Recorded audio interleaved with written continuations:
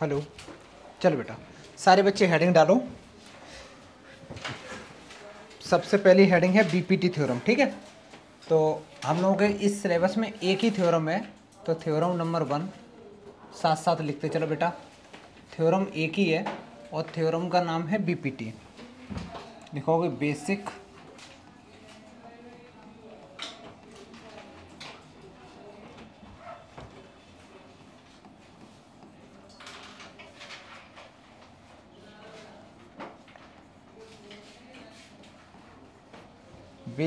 Proportionality theorem. इसको हम लोग बेटा बीपीटी बोलते हैं, बीपीटी। अच्छा, इसको हम बीपीटी बोलेंगे या फिर इसको हम थेल्स थ्योरम बोलेंगे। कभी आ जाए प्रूव दैट थेल्स थ्योरम, बात एक ही है, ठीक है। लिख लो, हेडिंग लिख लो, जल्दी जल्दी लिखते चलो साथ साथ, है ना। अब एग्जाम में जब आएगी प्रूव करने के लिए तो ऐसे आएगी, प्रूव दी बीपीटी थ्योरम, या लिखा होगा प्रूफ ऑफ थेल्स थ्योरम, या फिर ये दोनों ही चीज़ें नहीं लिखी होंगी, डायरेक्ट एक स्टेटमेंट लिखा होगा 2 लाइन का, ठीक है। और ये क्वेश्चन आएगा ही आएगा, तुम्हारा हर एग्जाम में आएगा। तो करना क्या है, नेक्स्ट क्लास तक ये थ्योरम तुम्हें प्रूव आना चाहिए, ठीक है। मैं हर टेस्ट में इसको पूछूंगा, जैसे रूट 2 रूट 3 वाले क्वेश्चन होते हैं ना, वो आते ही आते हैं, तो ऐसे ये भी आती है। तो अब इसका एक स्टेटमेंट भी होता है। ये तो चलो इसकी हेडिंग हो गई, या तो ये आएगी एग्जाम में, और अगर ये नहीं आ रही है तो एक स्टेटमेंट आता है, वो भी लिख लो बेटा। स्टेटमेंट लिखेंगे सारे बच्चे। स्टेटमेंट है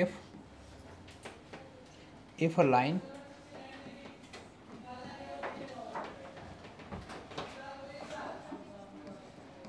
ड्रॉ पैरेलल टू, साथ साथ लिखते चलो, पैरेलल टू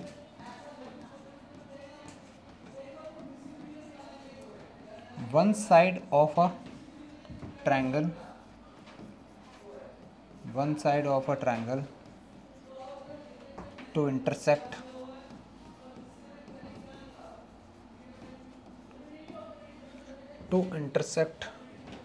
the other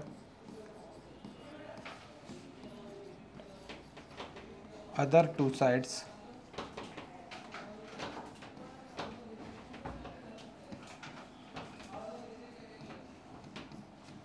जिन बच्चों ने कल की क्लास नहीं करी एक बार कर लेना, हालांकि आज की क्लास से समझ में सब आ जाएगा, ठीक है। क्योंकि मैंने कल ये थ्योरम को प्रूव नहीं बताया था, बता दी थी होती क्या है, और क्वेश्चन कराए थे ढेर सारे, और सिमिलरिटी के कराए थे। Points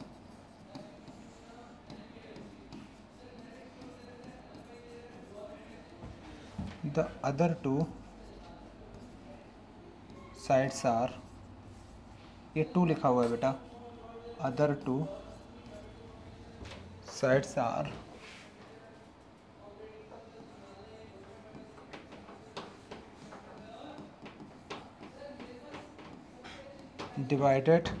divided in the same ratio.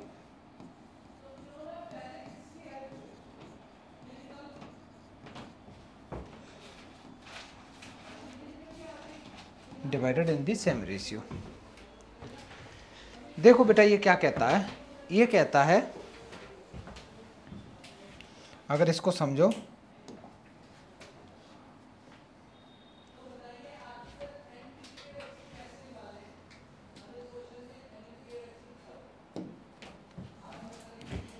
ये कहता है अगर तुम्हारे पास में एक ट्रायंगल है, ठीक है। अगर मान ले बच्चा ये तुम्हारे पास एक ट्रायंगल है, ठीक है।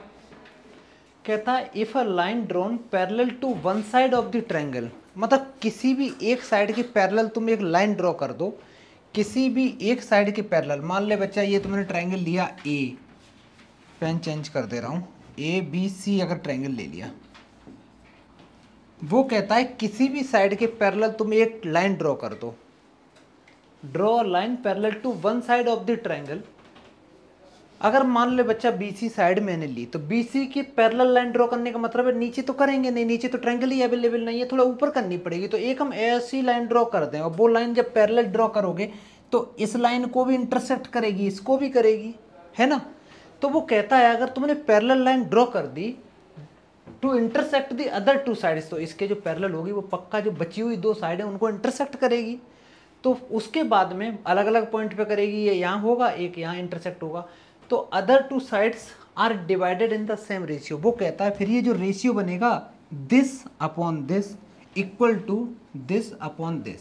समझ में आया? ये होती है बीपीटी थ्योरम।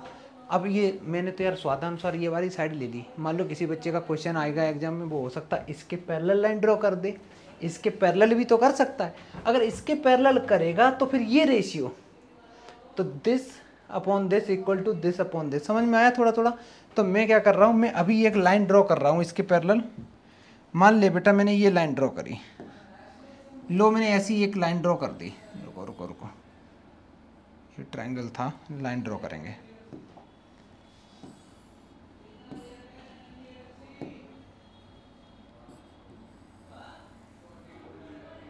ठीक है, ठीक है।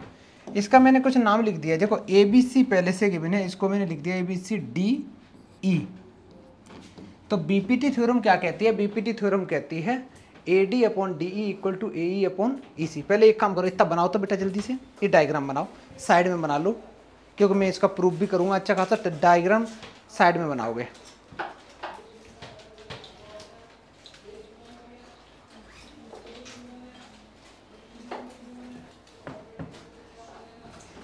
और मेरे पास गिवन क्या है, तो मेरे पास में जब हम इसका प्रूफ कर रहे हैं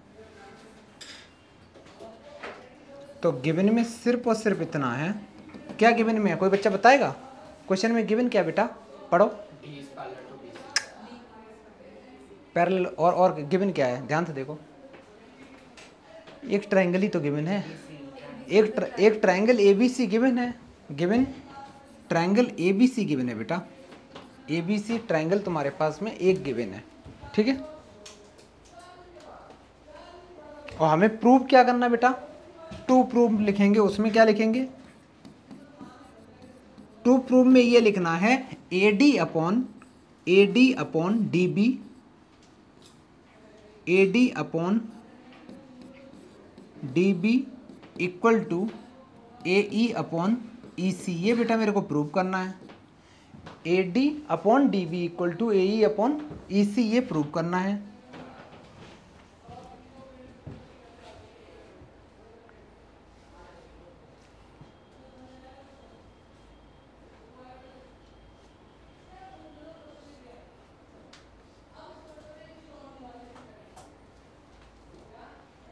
लिख रहे चले।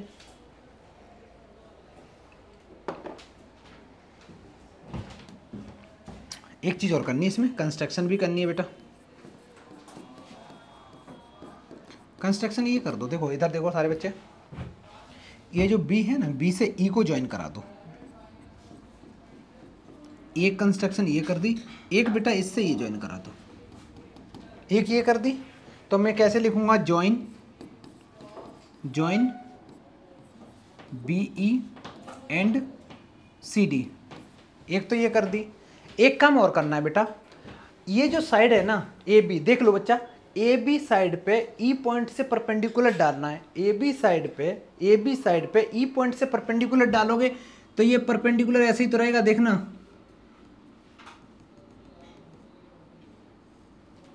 हो गया ना? इसका कुछ नाम रख दे रहे, इसका बच्चा मैंने नाम एम रख दिया।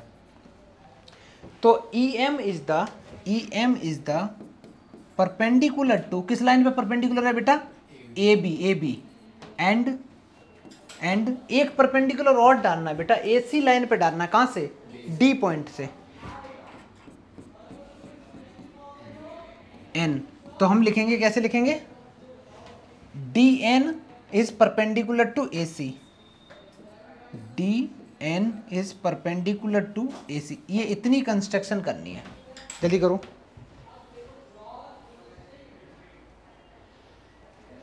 इसको थोड़ा सा चेंज कर लो तो कर लो बेटा, थोड़ा सा अच्छा रहेगा। इसको चेंज कर दो, चाहे इसको जो, क्योंकि मैं जो तुम्हें नोट्स दूंगा उसमें ऐसे मिलेगा तो तुम कंफ्यूज होगे फालतू में। इसको कर दो एन और इसको कर दो एम, तो ये बन जाएगा ई एन। ये एम की जगह एन कर दो, और कुछ नहीं करना है, उल्टा कर दो। ये बन जाएगा E N perpendicular to A B, और बन जाएगा D M perpendicular to A C. इतना काम करो तो बेटा, बहुत आसान प्रूफ है इसका। मैं आगे बढ़ जाऊं, इतना कर लिया हो तो बता देना, ठीक है। कहाँ पे? वो तो गिवन है ना, गिवन है, उसका हम यूज बाद में करेंगे, वो तो गिवन है ना। This line is parallel to this, अभी नहीं यूज करना उसका। लिखा। अब देखना, ये डायग्राम याद है सारे बच्चों को, है ना। अब आगे मैं चेंज कर रहा हूँ इसको, छोटा सा डायग्राम बनाएंगे क्योंकि जगह मेरे पास थोड़ी सी कम है। तुम लोग नहीं बनाओगे, ठीक है, तुम लोग डायग्राम दोबारा नहीं बनाओगे।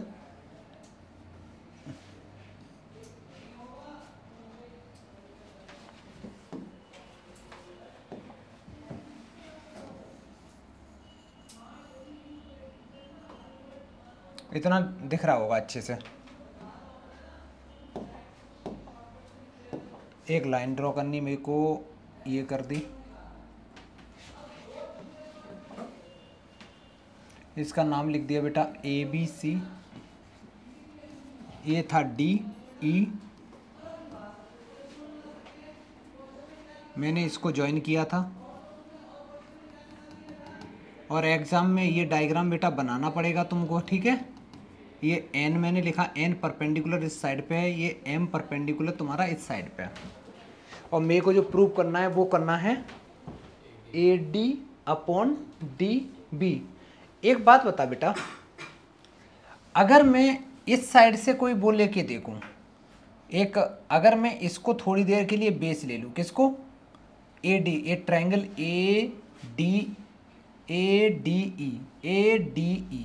ADE ट्रायंगल का एरिया निकालना हो तो कैसे निकालोगे? 1/2 बेस इंटू हाइट। अगर मैं AD को बेस ले लूं तो इसकी हाइट क्या होगी? वेरी गुड, हाइट हमेशा परपेंडिकुलर होती बेटा। अगर मैंने AD को बेस ले लिया तो इस पे परपेंडिकुलर कौन है? EN। फिर से सुनो, अगर मैं पूरे ट्रायंगल का एरिया निकालूं, इस पूरे ट्रायंगल का एरिया निकालूं ABC का, और मैं अगर बेस ले लूं AB, बेस ले लूं AB, तो हाइट कौन सी लेंगे इसमें? गलत आंसर। हाइट हमेशा बेटा परपेंडिकुलर लिया जाता, तब भी EN ही लेंगे। किसी ने बोला भी था आंसर अभी, समझ में आया? फिर से सुनो, जब हम ये छोटा सा ट्रायंगल ले रहे तब भी बेटा अगर मैं इसको बेस कंसीडर करूंगा तो परपेंडिकुलर मेरा यही होगा। और अगर मैं बड़ा वाला ट्रायंगल ले लूं और ये बेस ले लूं और इस पे परपेंडिकुलर चेक करूंगा तब भी यही परपेंडिकुलर है। ऐसा इसलिए क्लास 9th में तूने पढ़ा होगा कि कभी कभी ऐसा ट्रायंगल भी आता है जिंदगी में कि मान ले मैंने एक ट्रायंगल बनाया कुछ ऐसे करके, और मैंने बोला इसका बेटा एरिया निकालना है। ट्रायंगल है ABC, इसका एरिया निकालना है। तो एरिया निकालने के लिए मैंने कहा बच्चा तुम्हें ये AC बेस लेना है, AC बेस लेना है, तो हाइट कौन सी लोगे? कहाँ है? कहाँ बनेगी? गलत, कहाँ बनेगी? बहुत बढ़िया, B से बनेगी बेटा। फिर से याद रखना, जो हमारे पास एरिया होता है ट्रायंगल का 1/2 base into height, this is valid only for जब बेस जो ले रहे हैं ना उस बेस के ऊपर परपेंडिकुलर गिरना चाहिए। समझ में आया? उस बेस के ऊपर। अभी हम बेस क्या ले रहे हैं, तो इसके ऊपर परपेंडिकुलर कहाँ से गिराओगे? जो वर्टेक्स बचेगा वहीं से तो गिराओगे। यहाँ से कहाँ से गिरेगा? यहाँ से गिरेगा, ये तो पॉइंट यहीं चिपका पड़ा है तो यहाँ से तो गिरेगा नहीं बेटा। तो अब परपेंडिकुलर हम कहाँ से गिराएंगे? बचे हुए वर्टेक्स। कौन सा वर्टेक्स बचा है? B। तो B से परपेंडिकुलर जो गिराओगे वो इधर तो गिरेगा नहीं, क्योंकि हमें तो परपेंडिकुलर गिराना है। तो ये डट ऐसे गिरेगा। तो तुमने पढ़ा भी होगा 9th में, मैंने बताया था कई बार परपेंडिकुलर जरूरी नहीं उसके अंदर हो, परपेंडिकुलर कभी कभी बाहर भी चला जाता है, ठीक है। तो क्या समझ में आया कि अगर मेरा ये ट्रायंगल बेस लेंगे तो परपेंडिकुलर हाइट मेरे को ये लेनी पड़ेगी इधर की। अस्मित कहाँ है बेटा? चाबी दे दे। तुम चाबी अभी क्यों लेके आ जाते बेटा? भरोसा करो, घर वाले हैं, कुछ नहीं तुम्हारा चुराएंगे बेटा। सुनो, ये एक इतना क्लियर हुआ कि नहीं हुआ बेटा?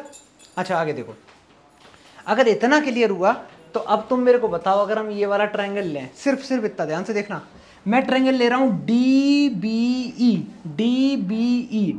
ट्रायंगल में अगर DB में बेस ले लूं तो परपेंडिकुलर क्या होगा?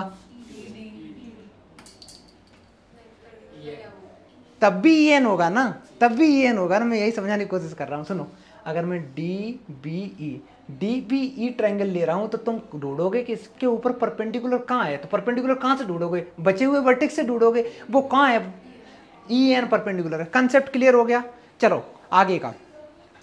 अगर चलो ये साइड तो तुम समझ गए, ठीक है, अभी तुम सारा प्रूफ समझ गए। ये मान लो अगर बेटा मैं ट्रायंगल ले रहा हूँ ए ई डी, और ए ई डी ट्रायंगल में अभी मैंने बेस ये वाला लिया था, अब मैं बेस उधर का ले रहा हूँ। अगर बच्चा मैं इधर का बेस ले रहा हूँ तो परपेंडिकुलर क्या लेंगे? Very good. और अगर मैं बड़ा सा ट्रायंगल ले रहा हूँ पूरा और मैं परपेंडिकुलर सॉरी बेस ले रहा हूँ ए सी, तो परपेंडिकुलर क्या होगा? तब भी डीएम होगा। और अगर मैं बेस छोटा सा ट्रायंगल ले रहा हूँ ई सी डी, तो इसमें तब भी। क्लियर? किसी को डाउट हो तभी हाथ पैर उठाओ, जो भी उठाना हो। समझ में आ गया? चलो अब चलते हैं प्रूफ पे। प्रूफ अब कुछ बचा नहीं, हमें करना क्या है, एक चीज़ याद रखनी है सारे बच्चों को। हमें जो प्रूफ करना था मैं साइड में लिख दे रहा हूँ। टू प्रूफ में क्या था बेटा, मैं यहाँ साइड में लिख ले रहा हूँ, ठीक है, रफ में, क्योंकि मेरे पास में वो है नहीं ना। A D upon D B equal to prove करना है ए ई अपॉन ई सी। यही तो करना है, यही तो करना है बेटा। तो सबसे पहले हम निकालेंगे इन ट्रायंगल ए डी ई। अगर ए डी ई ट्रायंगल ले लें तो ए डी ई ट्रायंगल का अगर मैं बेस ले रहा हूँ ए डी, तो area of A D E triangle क्या होगा? देखना बेटा, area of triangle A D E equal to होगा 1/2 इंटू बेस इंटू हाइट। तो 1/2 बेस कितना होगा बेटा, जल्दी बोलो। मैं बेस ए डी ले रहा हूँ, इसमें मैं बेस ए डी ले रहा हूँ, तो हाइट कितनी होगी? वेरी गुड, ई एन होगी।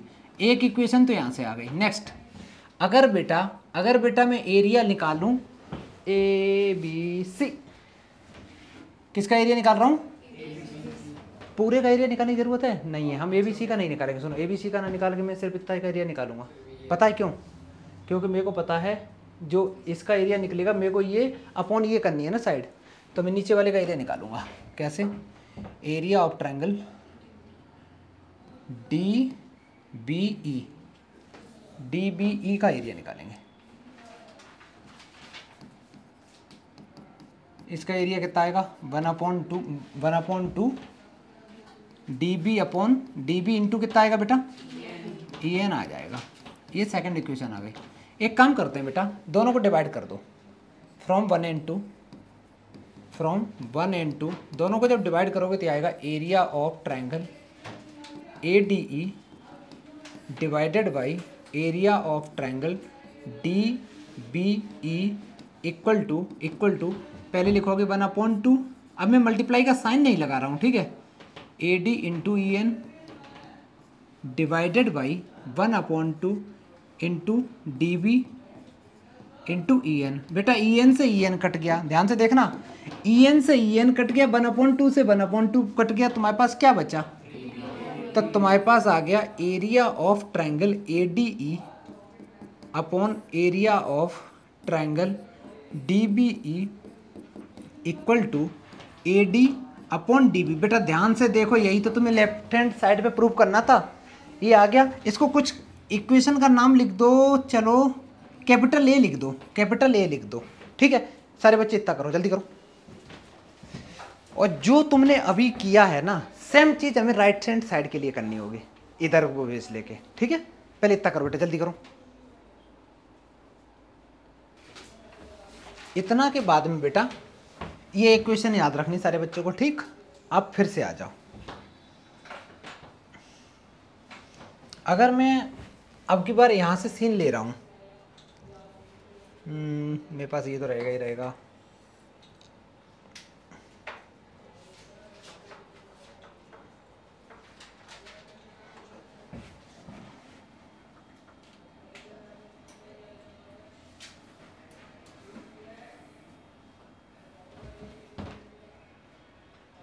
थोड़ा थोड़ा दिख रहा है बेटा का नहीं? ठीक है।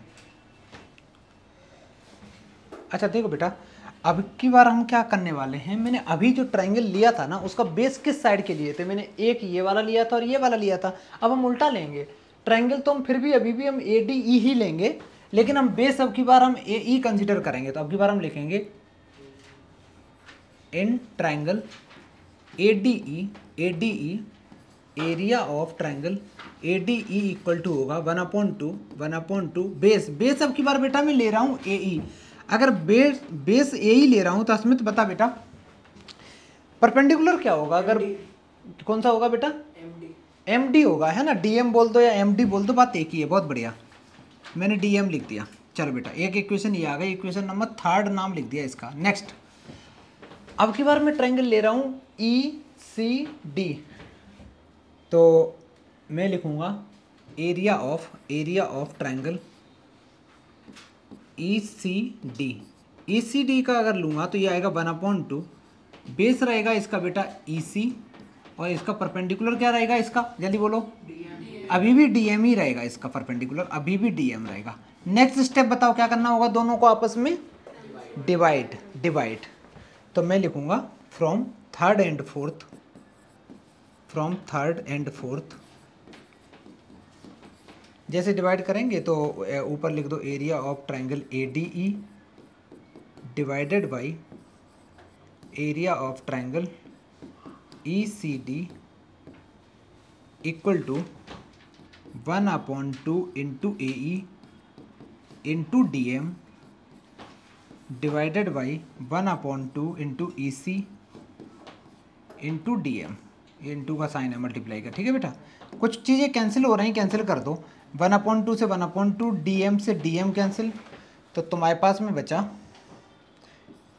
Area of triangle ADE divided by area of triangle ECD equal to AE upon EC। ये कैपिटल B नाम लिख दो, इसका कैपिटल B लिख दो। इतना करो छोटू, सब लोग कर लो अच्छे से।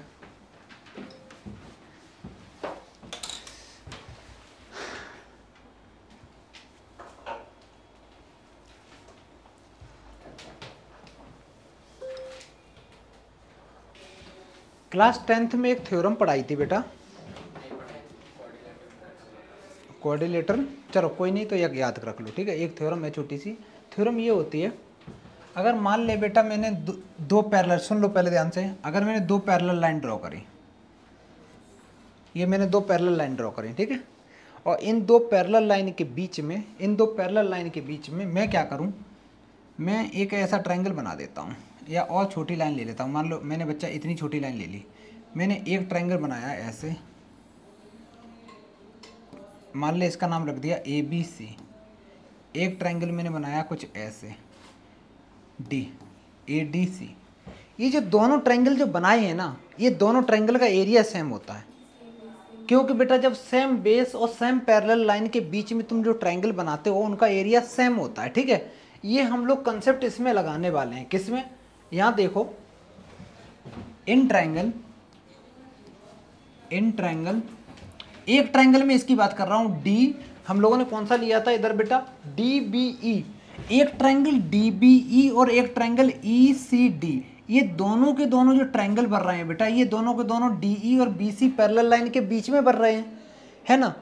तो सेम बेस BC ले रहे हैं और दोनों पैरेलल लाइन के बीच में बन रहे हैं, तो इनके एरिया आपस में कैसे होंगे, इक्वल होंगे, ठीक है।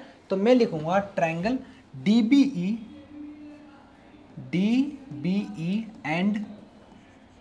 And triangle ECD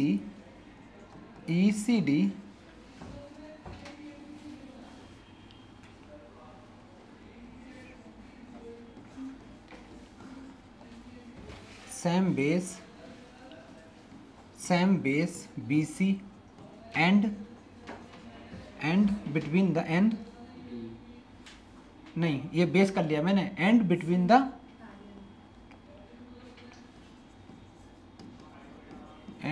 the same parallel lines.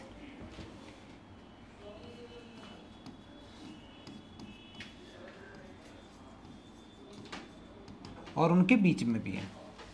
अगर कोई दो ट्रायंगल सेम बेस है उनका और सेम बिटवीन पैरेलल लाइंस हैं, तो उनका एरिया क्या होता है, इक्वल होता है। तो मैं क्या लिखूंगा, मैं लिख सकता हूँ therefore area of triangle DBE equal to बेटा होगा एरिया ऑफ ट्रायंगल ECD ये मैंने एरिया का सिंबल बनाया था, एरिया ऑफ ट्रायंगल ECD,